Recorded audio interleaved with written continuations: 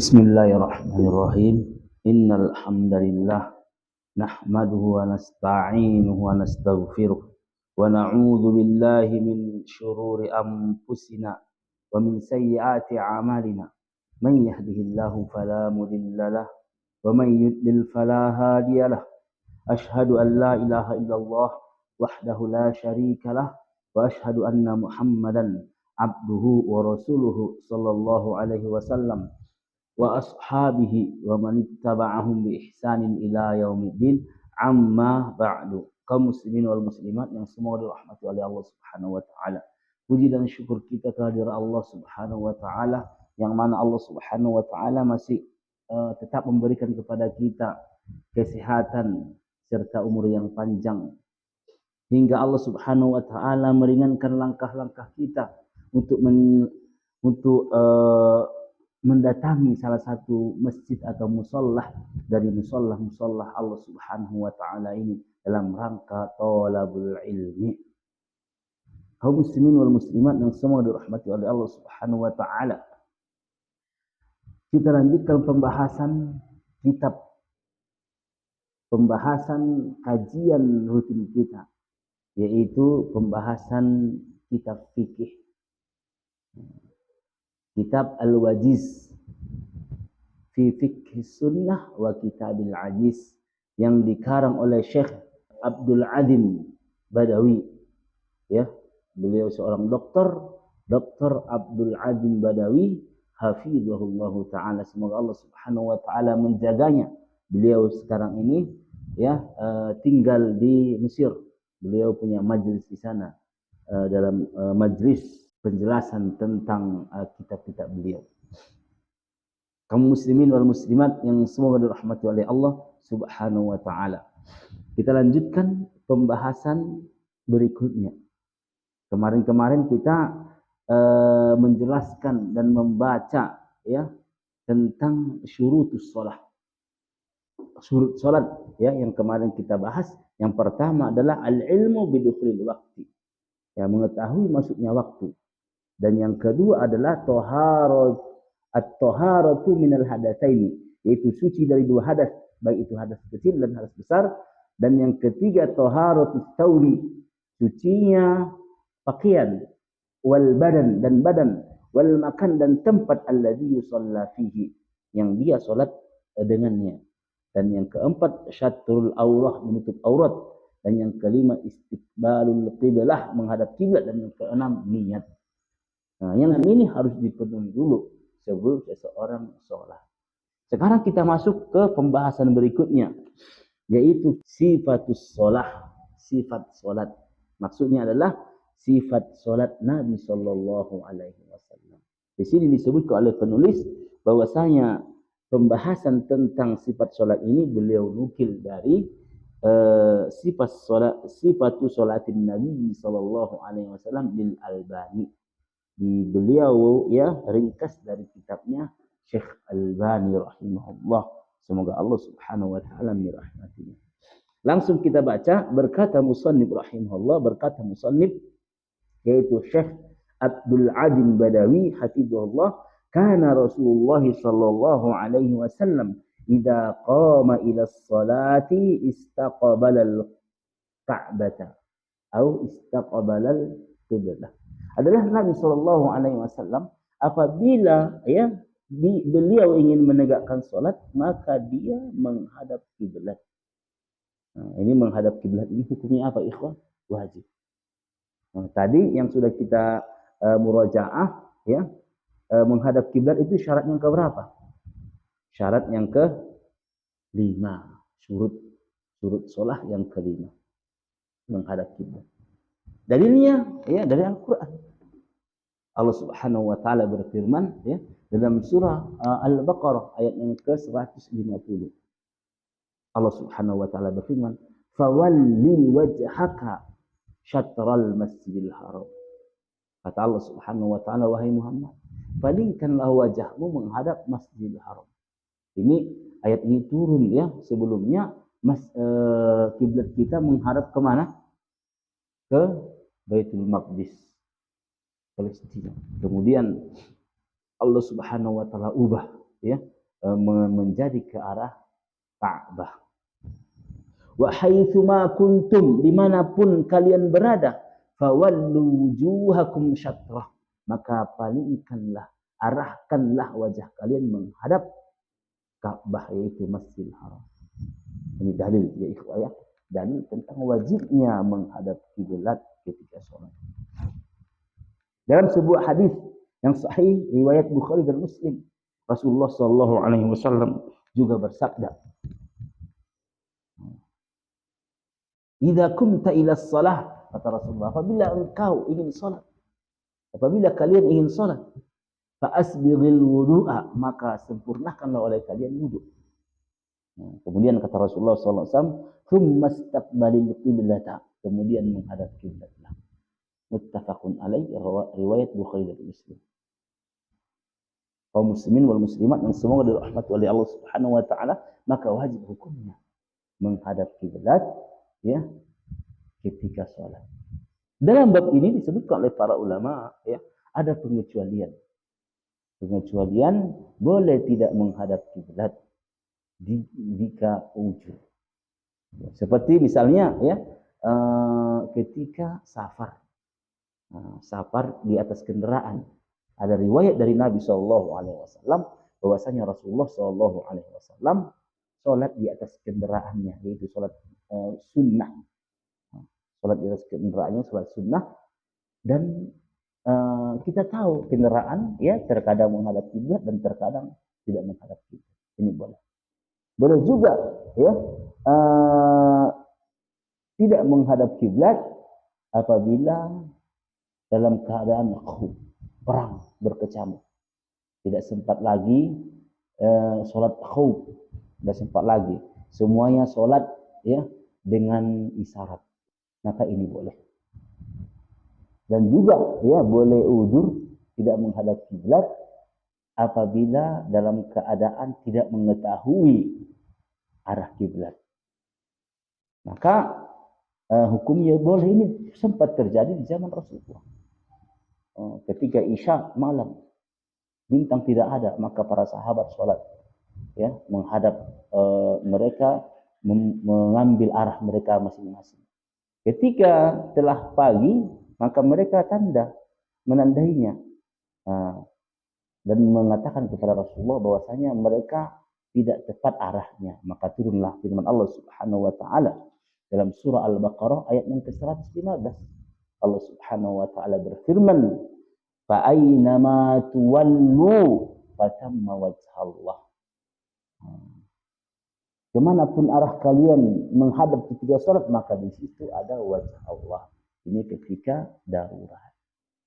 Ya, kaum muslimin wal muslimat yang semoga dirahmati oleh Allah Subhanahu wa taala, maka ketika itu, ketika siang, maka Rasulullah tidak diperintahkan oleh Allah untuk mengulang salatnya. Ini menunjukkan bahwasanya boleh ketika tidak mengetahui arah, boleh kita ya sholat menghadap ke arah mana saja, dengan syarat kita berusaha untuk mencari kiblat.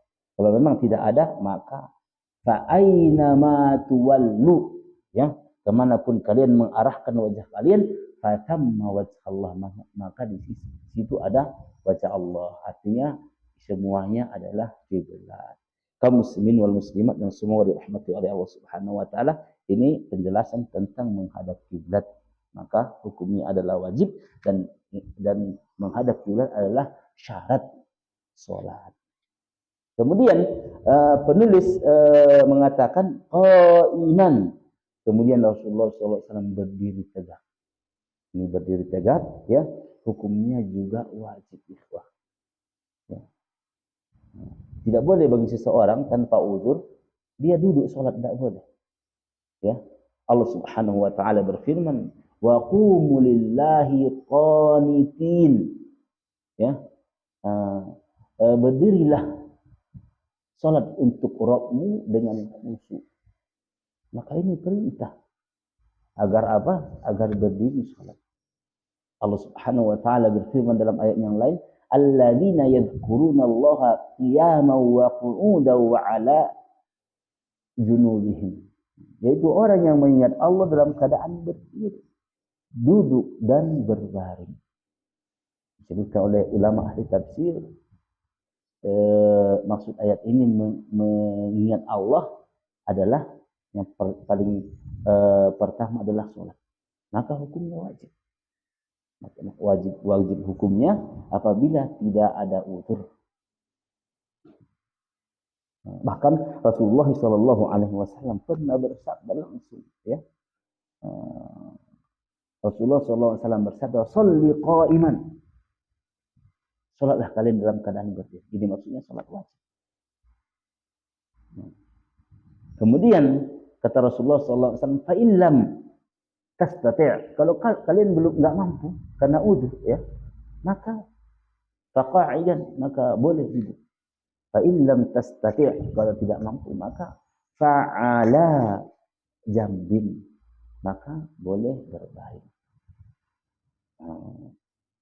Riwayat Bukhari. Kaum muslimin wal muslimat yang semua dirahmati oleh Allah Subhanahu wa taala. Namun apabila salat sunnah, ya, maka boleh bagi seseorang duduk. Namun disebutkan oleh Rasulullah SAW bahwasanya pahala seseorang yang sholat sunnah duduk separuh dari pahala sholat berdiri. Jadi seseorang, ya, sehat dia, tapi dia memilih duduk, maka pahalanya separuh. Ini ada hadisnya sahih. Kaum muslimin wal muslimat yang semua dirahmati oleh Allah Subhanahu wa taala, yaitu, ya, berdiri adalah wajib ketika sholat, kecuali karena udzur. Adapun apabila seseorang udzur, maka ini sudah terjadi di zaman Rasulullah Shallallahu Alaihi Wasallam. Ketika Rasulullah Shallallahu Alaihi Wasallam sakit, maka beliau duduk sholat. Nah, ketika beliau sholat, sahabat berdiri, maka ketika selesai sholat, maka Rasulullah SAW mengatakan duduk. Ya, sesungguhnya imam itu dijadikan untuk diikuti. Ya, nah, salah satunya adalah apabila imamnya duduk, maka hendaklah makmumnya duduk. Kaum muslimin wal muslimat yang semua dirahmati oleh Allah Subhanahu wa taala. Kemudian kita lanjutkan ke pembahasan berikutnya. Berkata musannif rahimahullah, qariban minas sutrah, adalah Nabi Shallallahu Alaihi Wasallam apabila sholat, beliau dekat dengan sutrah. Sutrah itu adalah kalau dia di masjid, ya, itu dinding. Kalau kita tidak menemukan dinding, ya, atau tembok, maka sutrah itu bisa dimaknai dengan tombak atau pohon yang kita sholat menghadapnya. Ini sutrah. Fungsi sutrah apa? Fungsi sutrah ini adalah arah kita ketika kita menghadap kiblat. Nah, hukumnya apa? Wajib. Sutrah ini hukumnya wajib. Bahkan, ya, dalam sebuah hadis bahwasanya Rasulullah Shallallahu Alaihi Wasallam disebutkan oleh para sahabat, wa kana, ya, bainahu wa bainas sutrah salasatu azra. Kata Rasulullah, kata sahabat Nabi Shallallahu Alaihi Wasallam, adalah antara Nabi Shallallahu Alaihi Wasallam dengan sutrah itu 3 azra. 3 azra itu 3 siku. Ini jarak antara dia dengan sutrah. Dan amalan sutrah ini, ya, ini sudah diamalkan oleh Rasulullah Shallallahu Alaihi Wasallam. Ketika Rasulullah Shallallahu Alaihi Wasallam safar, tidak ada pepohonan, ya, tidak ada apa-apa di padang pasir, maka Rasulullah Shallallahu Alaihi Wasallam mengambil tombak dan menancapkannya. Dan Rasulullah Shallallahu Alaihi Wasallam salat menghadap tombak tersebut, ya, dan menjadikannya sutrah. Ini hukumnya wajib. Oleh sebab itu, kaum muslimin apabila masuk ke masjid, maka hendaklah apabila dia sholat sunnah jangan di tengah-tengah, tapi hendaklah dia sholat, ya, mendekati sutrah, mendekati tembok atau tiang. Nah, disebut oleh Rasulullah dalam hadis yang saya bacakan tadi, tiga apa? Tiga hasta, tiga siku. Nah, kaum muslimin wal muslimat yang semoga dirahmati oleh Allah Subhanahu wa taala. Dan orang ya yang apabila seseorang sudah membuat sutra, kemudian seseorang melewatinya, maka hendaklah ya kita menghalanginya, tidak boleh membiarkan.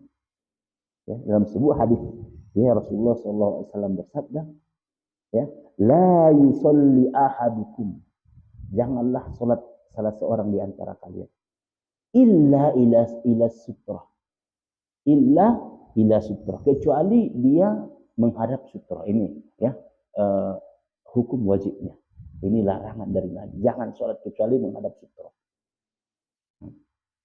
Kemudian kata Rasulullah SAW, la tada', dan jangan biarkan ya ahadun yamurru baina yadayka, dan jangan engkau biarkan seseorang melintas antara engkau dengan sutrah itu, ya.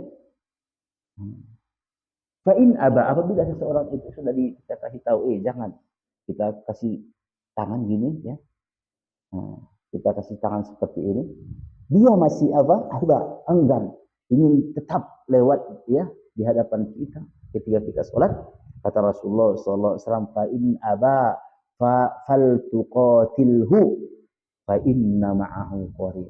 Kalau dia enggan, tidak mau, maka hendaklah benar-benar mencegahnya, ya, karena bersamanya adalah syaitan. Wah, ini pendalilan ya wajibnya sutra. Kata Rasulullah apa tadi? Kata Rasulullah SAW, la yusalli ahadukum illa ila sutra. Jangan kalian sholat kecuali menghadap sutra. Maka hukumnya wajib. Ini termasuk ya sunnah mahjurah, ya, sunnahnya Rasulullah yang ditinggalkan. Maka wajib bagi kita untuk memberitahu umat bahwasanya sutra itu hukumnya wajib. Al aslu ya fil amr yufidul wujub, wal aslu fil nahyi ya tufidul tahrim. Hukum asal ketika Rasulullah memerintahkan maka wajib, dan hukum asal ketika Rasulullah melarang haram. Maka di sini ya Rasulullah memerintahkan ya dan melarang, dan memerintahkan agar menggunakan apa? Sutra, dan melarang jangan sampai sholat kecuali dengan sutra. Kaum muslimin wal muslimat yang semoga dirahmati oleh Allah Subhanahu wa taala, maka ini ya ikhwah ya perlu diperhatikan. Kesimpulannya adalah wajib bagi kita untuk sholat menghadap sutra. Kaum muslimin wal muslimat yang semoga dirahmati oleh Allah Subhanahu wa taala. Nah, kemudian wakana yaqul, adalah Nabi sallallahu alaihi wasallam pernah bersabda, innamal a'malu binniyat wa innamal likulli imri'in ma nawa. Sesungguhnya amalan itu tergantung pada niatnya, dan seseorang akan dibalas sesuai dengan niatnya. Di sini penulis membawakan hadis ini maksudnya, apabila seseorang ingin sholat dan dia sudah menghadap kiblat, ya, tentunya dia berwudu ya, sebelumnya dia sudah berwudu, ya, sudah memenuhi syarat-syarat sholat, kemudian dia menghadap kiblat, kemudian dia berdiri, ya, dan dia berdiri dekat dengan sutra, maka ya seorang hendaklah berniat, dan niat itu ada di dalam hati, ya, adalah dia berniat dan menghadirkan niatnya sebelum dia bertakbir. Nah, dia berniat dalam hatinya kalau sholat maghrib, dia meniatkan bahwasanya dia ingin sholat maghrib 3 rakaat. Begitu juga sholat-sholat yang lainnya. Nah, adapun melafazkan niat, maka ini tidak disunnahkan oleh Rasulullah.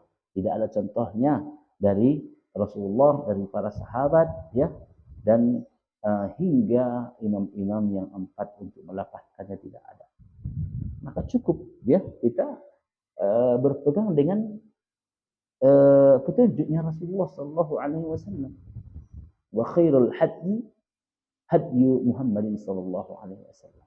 Sebaik-baik petunjuk adalah petunjuknya Rasulullah sallallahu alaihi wasallam. Kemudian kemudian kata penulis, thumma kana yastaftihu sholata biqaulihi Allahu akbar. Kemudian setelah beliau ya Nabi sallallahu alaihi wasallam berdiri tegak ya tentunya dengan berniat, maka beliau membuka salat dengan Allahu akbar. Beliau bertakbir Allahu akbar. Nah, ini pembukaan awal salat. Maka haram semua. Tidak boleh berbicara, tidak boleh makan, tidak boleh minum, tidak boleh lirik sana lirik sini, tidak boleh semua. Kata Rasulullah SAW, ya, wa tahrimuhu takfir, yang mengharamkannya dari segala sesuatu adalah takbir. Maka tidak boleh lagi, harus ya khusyuk. Kemudian wa tahliluha at-taslim, dan yang menghalalkannya, membolehkannya adalah salam. Ini penutupnya. Kalau sudah salam maka kembali ke asal, boleh semua. Boleh makan, boleh minum. Kaum muslimin wal muslimat yang semoga dirahmati oleh Allah Subhanahu wa taala, ini namanya takbiratul ihram. Ini adalah rukun, insyaallah nanti akan kita baca di rukun-rukun salat. Hukum takbiratul ihram adalah rukun. Rukun adalah hukum tertinggi dalam Islam, ya, dalam hal ibadah kepada Allah Subhanahu wa taala. Kemudian kita lanjutkan, wa kana yarfa'u yadayhi ma'at takbir. Adalah Nabi sallallahu alaihi wasallam ya mengangkat tangannya bersamaan dengan takbir. Jadi bersamaan. Ketika takbiratul ihram ya, beliau mengangkat tangan bersamaan. Allahu akbar. Misalnya. Ini sunnah Rasulullah sallallahu alaihi wasallam. Namun ya ada dua riwayat lagi yang mengatakan bahwasanya terkadang wataratan adalah Nabi sallallahu alaihi wasallam terkadang beliau mengangkat tangannya ya qabla takbir, sebelum takbir. Ini juga sunnah. Ya. Sebelum takbir maksudnya bagaimana? Maksudnya diangkat dulu tangannya. Allahu akbar, setelah takbir, setelah diangkat baru takbir. Kemudian yang ketiga ya ba'da takbir, setelah takbir. Takbir dulu.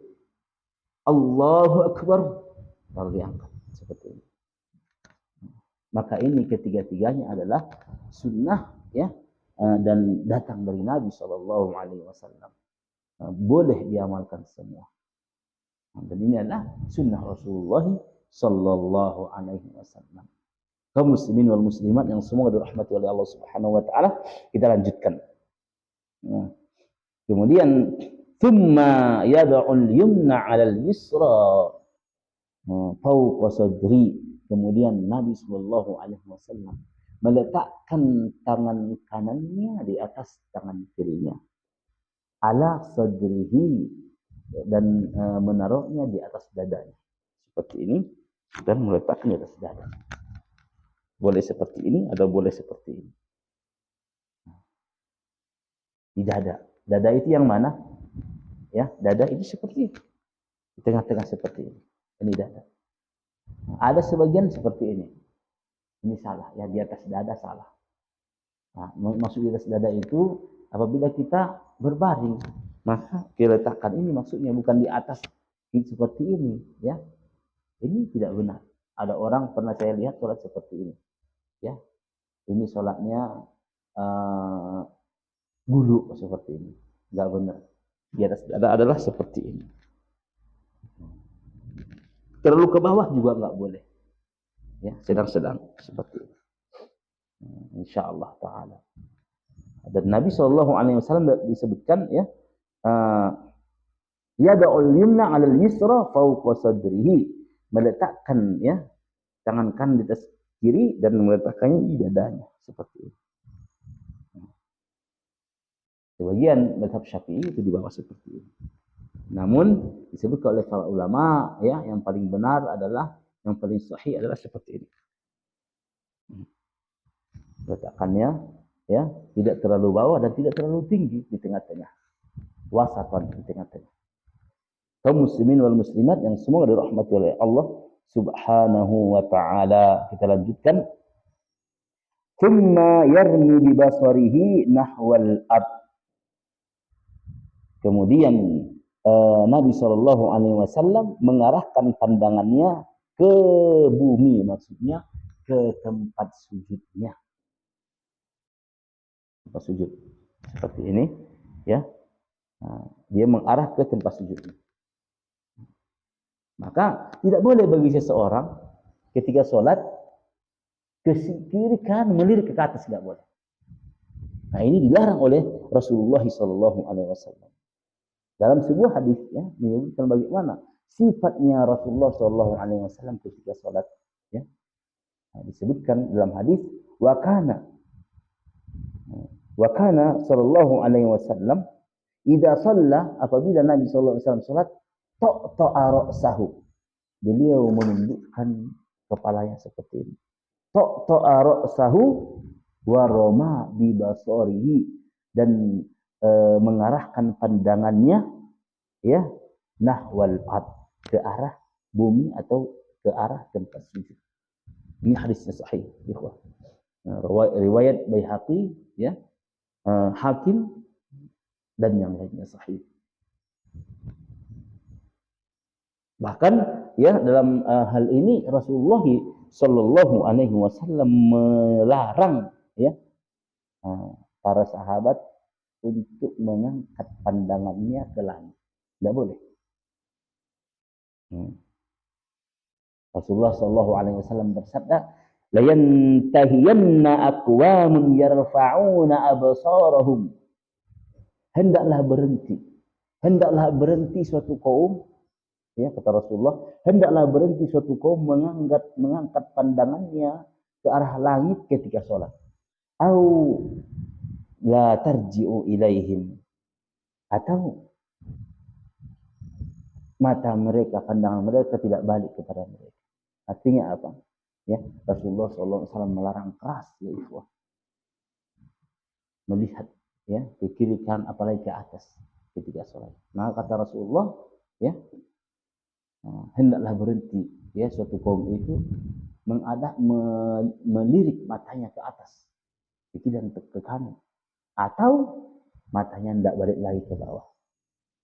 Kaum muslimin wal muslimat ya, ini adalah larangan keras dari Rasulullah Sallallahu Alaihi Wasallam bagi umat ini agar tidak melihat, agar tidak mengarahkan pandangannya ke kiri atau ke kanan, lebih-lebih ke arah atas. Ya, karena kata Rasulullah bisa jadi nanti ya pandangannya tidak balik lagi. Ya, hadis ini adalah sahih, riwayat Bukhari dan Muslim. Kaum muslimin wal muslimat yang semua dirahmati oleh Allah Subhanahu wa taala. Oleh sebab itu kata Rasulullah sallallahu alaihi wasallam, "Fa idza shallaitum," apabila kalian salat. Fa idza shallaitum fala itu, maka janganlah kalian melirik ke sana dan kemari. Ya. Ini larangan dari Rasulullah sallallahu alaihi wasallam. Kaum muslimin wal muslimat yang semua dirahmati oleh Allah Subhanahu wa taala, dengan mengetahui ya sifat salatnya Nabi Shallallahu Alaihi Wasallam tadi, mudah-mudahan ya ikhwah ya kita berusaha mengamalkan apa yang kita ketahui tersebut. Kita meniru Rasulullah Shallallahu Alaihi Wasallam, karena Rasulullah Shallallahu Alaihi Wasallam memerintahkan kita agar salat kita mengikuti salatnya Rasulullah Shallallahu Alaihi Wasallam. Rasulullah Shallallahu Alaihi Wasallam bersabda, "Sallu kama ra'aitumuni usalli." Salatlah kalian sebagaimana kalian melihat aku salat. Maka ya ikhwah kita berusaha ya bagaimana supaya salat kita sama dengan salatnya Rasulullah Shallallahu Alaihi Wasallam.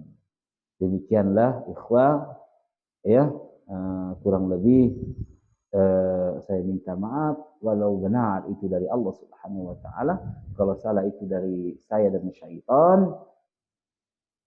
Demikianlah ya.